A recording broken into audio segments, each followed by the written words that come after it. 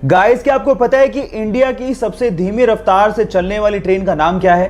Don't worry, मैं आपको बताता हूं। सबसे धीमी रफ्तार से चलने वाली ट्रेन का नाम है मेट्टुपालयम ऊटी नीलगिरी पैसेंजर ट्रेन, जो कि मात्र 10 किलोमीटर पर आवर के हिसाब से चलती है, जो कि हमारे ही देश की सबसे फास्टेस्ट ट्रेन से लगभग 16 गुना धीमे चलती है।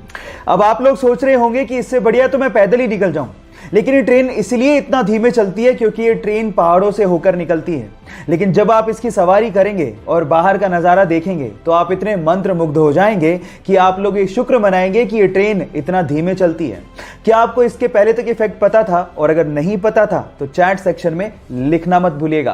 क्या आप लोग एडवोकेट और लॉयर में फर्क जानते हैं? क्या मेरे जैसे आप भी यही समझते थे कि एडवोकेट और लॉयर में कोई फर्क नहीं होता? ऐसा नहीं है। एडवोकेट और लॉयर में फर्क होता है। लॉयर वो होता है जिसके पास लॉ की डिग्री हो या फिर वो लॉ की पढ़ाई कर रहा हो।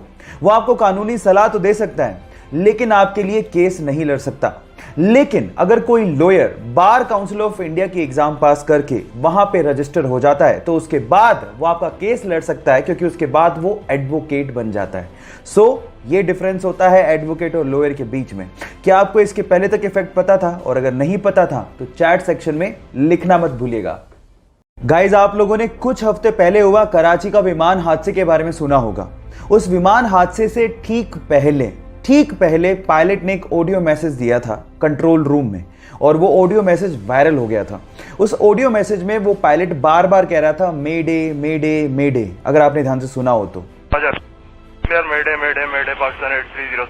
पर सवाल यह है कि क्या मतलब होता है मेडे का? मैं आपको बताता हूं। मेडे एक क्रिटिकल मैसेज है जो कि तब दिया जाता है जब पायलट और विमान ये दोनों खतरे में हों। और मेडे एक्चुअली एक फ्रेंच वर्ड मेडर से लिया गया है, जिसका मतलब होता है मेरी मदद करो, मेरी मदद करो। क्या इसके पहले तक इफेक्ट आपको पता था? और अगर नहीं पता था तो चैट सेक्शन में लिखना मत भूलिएगा।